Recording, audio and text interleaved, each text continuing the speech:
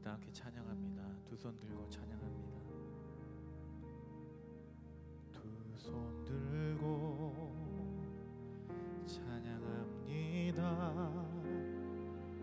다시 오실 왕 여호와께 오직 주만이 나를 다스리네. 두 손 들고 찬양합니다. 두 손 들고 찬양합니다. 다시 오실 왕 여호와께 오직 주만이 나를 다스리네.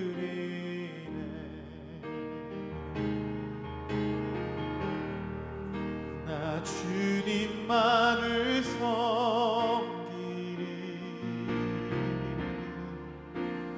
헛된 마음 버리고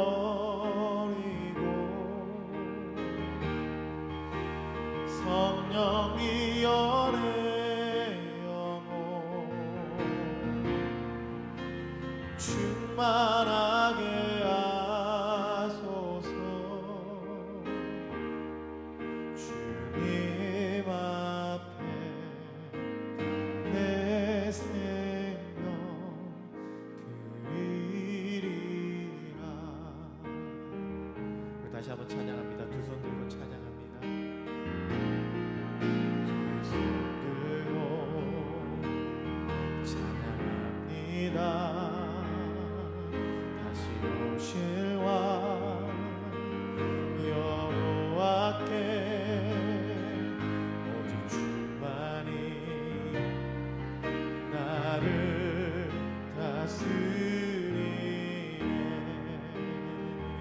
나 주님만을 섬기리. 나 주님만을 섬기리.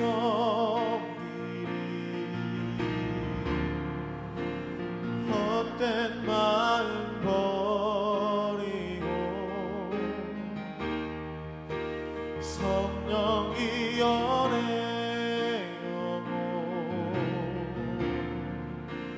충만하게 하소서. 나 주님만을 섬기리.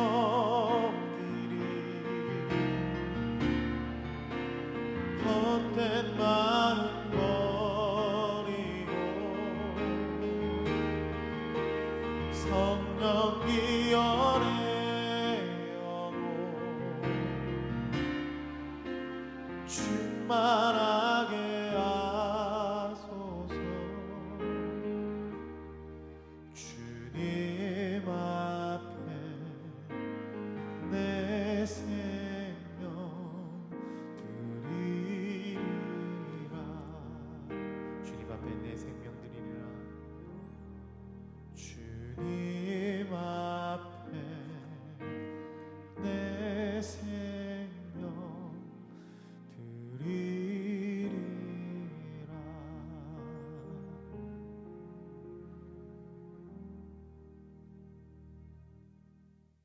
주님, 오늘도 우리에게 새날을 허락하심을 감사드립니다. 이 아침 우리에게 주시는 이 말씀으로 우리를 새롭게 하여 주시고 오늘 하루도 이 말씀을 붙들고 살아갈 때 주님께서 우리 삶 가운데 살아 역사하여 주시옵소서. 예수님 이름으로 기도드립니다. 아멘. 오늘 묵상할 말씀은 이사야 27장 2절에서 13절까지 말씀입니다. 그 중에서 2절에서 6절까지를 함께 읽도록 하겠습니다. 그날에 너희는 아름다운 포도원을 두고 노래를 부를지어다. 나 여호와는 포도원 지기가 되며 때때로 물을 주며 밤낮으로 간수하여 아무든지 이를 해치지 못하게 하리로다. 나는 포도원에 대하여 노함이 없나니 찔레와 가시가 나를 대적하여 싸운다 하자 내가 그것을 밟고 모아 불사르리라. 그리하지 아니하면 내 힘을 의지하고 나와 하친하며 나와 하친할 것이니라.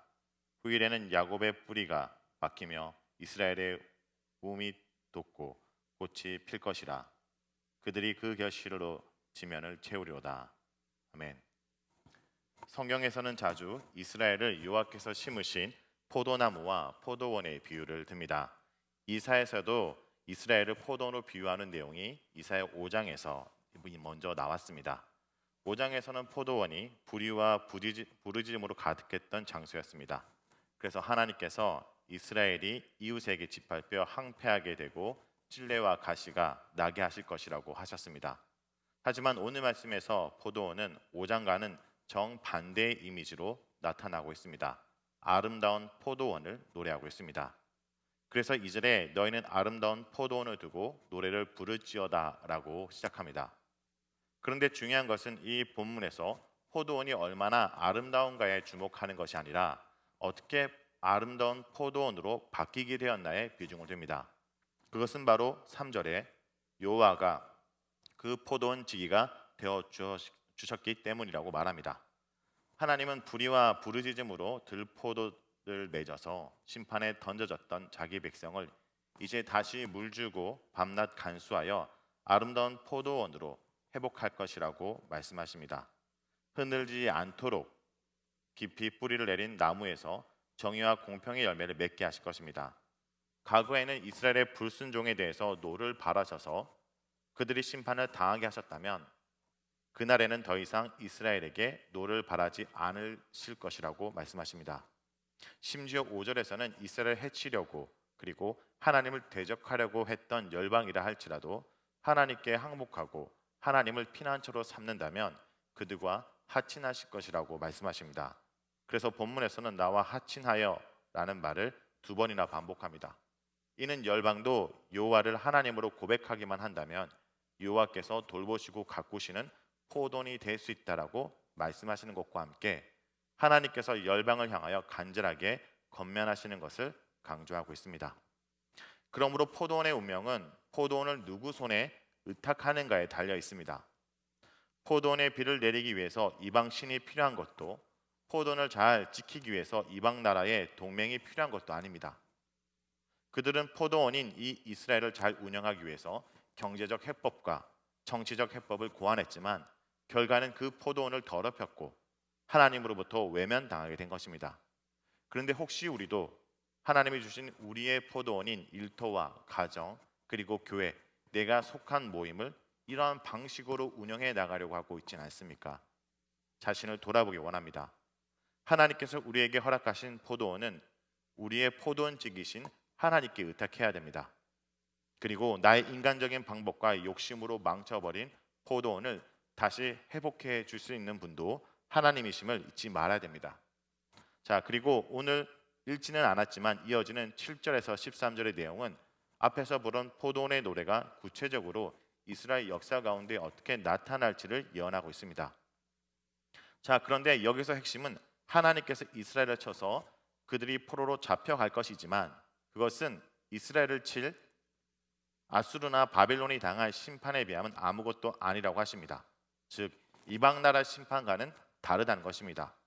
그래서 7절에서 같겠느냐라고 얘기하며 이방 나라의 심판과 이스라엘 나라의 심판에 차이를 두고 있고 8절에서는 적당하게 견책하사라는 표현까지 사용하십니다. 공의의 하나님은 그 백성이 허락하신 포도원을 망칠 때, 즉 하나님을 떠나 세상의 방식으로 자기 방식으로 삶을 운영하고 불의와 부도덕을 행할 때 비록 자신의 백성일지라도 심판하십니다. 우리를 사랑하시는 하나님은 우리가 완고하게 죄를 범할 때 그 죄에 합당하게 징계를 하십니다. 그래서 그 징계는 포로된과 같이 매우 혹독해 보입니다. 하지만 심판이 끝이 아닙니다. 자기 백성을 사랑하시는 아버지 하나님은 그 징계를 통해서 죄를 깨닫게 하시고 버리게 하실 뿐만 아니라 회개하는 자를 용서하십니다. 그러므로 하나님은 하나님의 그 심판은 죄를 짓는 그 백성의 관계를 끝내기 위한 것이 아니라 그 백성과의 관계를 끝내 끊어내지 못하시기 때문에 징계를 통해서라도 정화시키시는 것입니다. 사실 저는 20대 신학생 때 머리로만 성경을 공부하고 분석하기 좋아했을 때 이러한 말들이 아주 모순적으로 보였습니다. 특별히 오늘 본문처럼 하나님께서 사랑하시기 때문에 심판하신다는 말씀이 저에게는 이해가 되지 않았습니다. 하나님의 심판과 회복이 동전의 양면처럼 같이 전해지는 선지서들의 말씀은 참 견디기 힘들었습니다. 여러분도 그렇지 않습니까? 이사야 말씀을 묵상하면서 이런 생각이 들진 않습니까?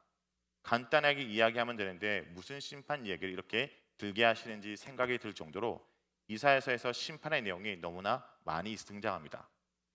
심판하실 것이면 화끈하게 서둘러 한 방에 그들을 내보내시면 되는데 왜 이렇게 잔소리를 길게 많이 하시지 싶을 정도로 심판에 대한 얘기를 길게 얘기하십니다. 그런데 청소년과 청년 사역을 15년 동안 하면서 깨달은 게 있습니다. 제가 섬겼던 아이들을 비롯해 저 자신까지 참 지독하게 변하지 않는다는 것입니다. 우리가 이렇게 지독하게 변하지 않아서 하나님은 지독하게 말씀하셨습니다. 그리고 그의 아들까지 내어주시는 지독한 사랑을 하셨습니다. 성도 여러분, 사람은 참 변하기 힘든 것 같습니다. 아무리 말씀을 듣고 은혜를 경험하고 주님의 사랑을 누려도 여전히 내 인생을 나의 포도원으로 하나님이 간섭할 수 없는 영역으로 남겨두는 것을 참 많이 봅니다. 제가 섬겼던 아이들도 그리고 저도 저만의 포도원을 두고 스스로 망가뜨리면서도 하나님은 그 선을 넘어오지 못하시도록 울타리를 치신 것이죠. 그래서 결국 그 울타리를 망가뜨리고 쳐서라도 그 포도원을 갈아엎어서라도 회복시키려고 하십니다. 사실 아직도 그 백성을 심판하면서까지 회복하셨던 하나님 마음을 무지한 제가 완전히 다 이해할 수는 없지만 그래도 제가 사역을 하면서 참 문제를 많이 일으켰던 아이의 얘기를 통해서 하나님의 마음이 이런 것이구나 생각했던 적이 있습니다. 그 주인공은 사실 저는 아닙니다. 저는 외모와 다르게 아주 모범적이고 부모님 속을 속이지 않는 학생이었습니다. 제가 섬기던 아이들의 이야기인데 그 친구는 브레이크가 없는 친구였습니다. 여기서 브레이크가 없다는 말이 무엇인지 아십니까? 사고를 쳐도 대형 사고를 쳐서 누가 도저히 말릴 수 없는 친구였습니다. 그 친구의 가정도 그렇게 문제가 있는 것이 아니었습니다. 보통 청소년 애들이 문제를 일으킬 경우 늘 뒤에 문제의 부모가 있는 경우가 많습니다. 하지만 그 친구는 그렇지 않았습니다. 이렇게 이상하게도 그 친구는 참 문제를 많이 일으키고 교회에서 걱정, 근심의 대상이었습니다. 그런데 어느 날 이 친구가 180도 바뀌어 있는 것입니다. 이전 같으면 거친 말과 욕이나 또 때로는 그들이 나타나는 몸의 대화로 나타날 정도의 상황에도 잘 참고 있냐는 것입니다. 그 모습이 믿기지 않아서 조용히 불러서 물어봤습니다. 도대체 너한테 무슨 일이 일어난 것이니? 라고 물어보자 그때 그 친구가 했던 말이 아직도 저는 잊혀지지가 않습니다.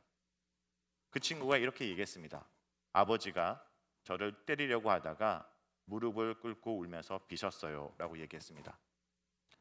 그 친구가 사고를 칠 때마다 아버지는 다시는 그러지 말라고 소리치고 화내고 종아리를 때리기도 했는데 그전에는 아버지가 자신을 싫어한다고 생각했답니다. 그런 아버지가 또 사고를 친 아들을 때리려고 몽둥이를 들다가 주저앉아 울면서 빌었다는 것입니다. 그런데 이 친구는 어리숙게도 그제서야 비로소 아버지가 자신을 사랑하고 있구나라고 느꼈답니다. 그리고 다시는 우리 아버지를 무릎 꿇도록 울도록 하지 않겠다고 다짐했다고 이야기합니다. 그래서 아직도 저는 하나님이 사랑의 하나님이 심판하신다는 주제가 나오면 이 친구의 말이 귓가에 맴돕니다.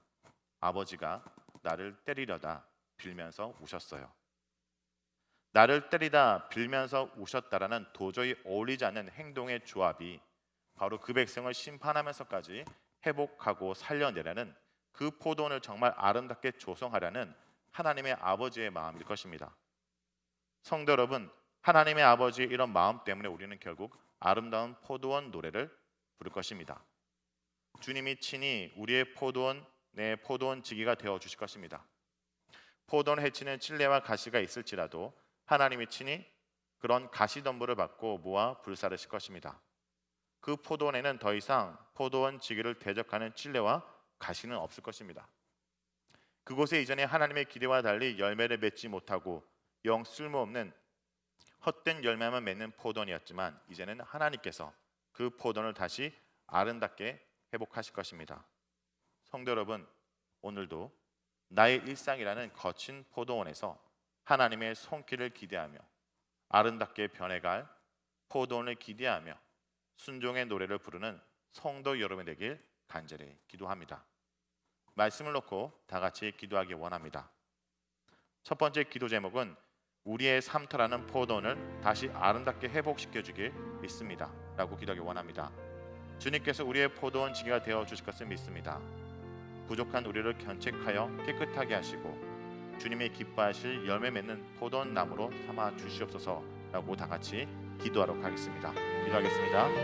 하나님 아버지, 정말 주님 끝까지 우리를 포기하지 못하시고 하나님 이렇게 죄 많게 그리고 또 이렇게 실망시키는 저희들을 하나님 놓지 않으시고 그 관계를 끊어내지 못하셔서 끝내 지독하게 우리를 사랑하시고 지독하게 우리를 붙드시고 말씀하시면 감사드립니다. 하나님, 우리가 망쳐놓은 우리의 일상과 우리의 삶, 우리의 자녀, 우리의 가정, 우리의 직장, 하나님 우리가 우리의 포도원을 착각하고 우리가 망쳐놓았지만 주님께서 다시 그 포도원을 갈아엎고 회복시킬 수 있습니다. 하나님, 정말 이런 기간을 통해서 하나님 다시 한번 말씀 안에서 정말 주님의 성규를 크게 경험하며 다시 한번 회복되는 귀한 역사가 일어나 주옵소서. 지금은 주님께 부르짖고 울고 있지만 언젠가 그 아름다운 날에 우리가 아름다운 포도원이 됨을 노래하는 그런 시간이 우리에게 찾아올 수 있습니다. 주님, 우리가 상처나고 우리가 망가뜨린 그 모든 것들 정말 주님 역사해 주시고 우리를 변화시켜 주시고 우리 다시 한번 회복시켜 주옵소서. 깨진 관계 속에 얼음이 있는 자들이 있다면 주님 회복시켜 주옵소서. 견뎌기 형편에 넘어진 자들이 있다면 다시 한번 주님 일으켜 주시옵소서. 하나님 아버지, 우리의 모든 것을 아시고 우리의 망가진 그 포도원 아신 그 주님께서 오늘도 우리를 함께 하시옵시고 일으켜 주시고 회복시켜 주시옵소서. 이어서 다음은 선교사님과 선교 사역을 위해서 기도하겠습니다. 특별히 제임스 한 진한 선교사님을 위해서 기도합니다. 지난 주일 8월 9일에 베트남으로 가시기 위해 한국으로 돌아가셨습니다. 모든 여정과 앞으로의 사역 그리고 남겨진 자녀들 가운데 성령님의 도우심과 은혜가 함께할 수 있도록 기도하기 원합니다. 다 같이 선교사님을 위해서 기도하고 개인의 기도 제목 이어서 기도하도록 하겠습니다. 기도하시겠습니다. 하나님 아버지, 선교사님을 기억하여 주옵소서. 주의 복을 받고 하나님 아버지 그 땅을 나가 주의 마음으로 섬겨진 귀한 선교사님들을 주님 믿습니다. 하나님 그들을 하나님 붙들어 주십시오. 무엇보다 이러한 가운데 이러한 팬데믹 가운데도 그들의 건강과 그들의 사역이 위축되지 않도록 좀 도와주셔서 하나님 아버지 정말 주님 이런 환경 속에도 여전히 복음이 살아있음을 저희들 경험도 좀 도와주셔서 하나님 제이스한 친한 성교사님을 기억하여 주시고 이제 낯선 가운데서 하나님의 훈련을 받고 그 사역을 진행할 때 정말 주님 마땅히 만난 사람을 만나고 하나님 그 사역을 보내시는 그런 관계를 통해서 하나님 그냥 복음이 흘러가는 줄 도와주셔서 하나님께서 보내신 특별한 목줄 곳간을 발견하십시오. 남겨진 자녀들 가운데 함께 하시라. 이곳 가운데서 잘 적응하여 정말 주님 부모님의 그 뜻에 따라서 하나님 복음을 사는 귀한 자녀들이 되실 줄 도와주시고 함께 해주시옵소서.